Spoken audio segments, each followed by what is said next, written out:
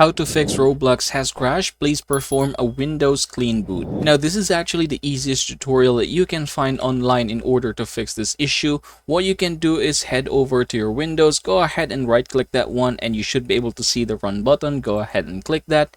And then from here I want you to go ahead and type msconfig just like so and then hit OK. After doing so, we're going to go ahead and click the services, and then from here we are going to go ahead and click hide all Microsoft services. Now there are a lot of things in here. What you can do first is just disable them.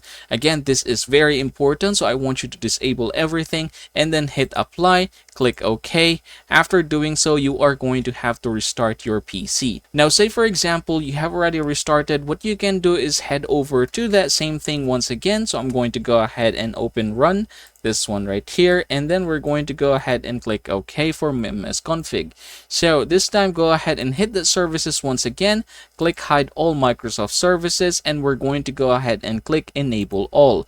After doing so, I'm going to hit apply once again and hit OK, and then you are going to have to restart this once again. But after doing so, I want you to go ahead and try Roblox, and this should fix that issue.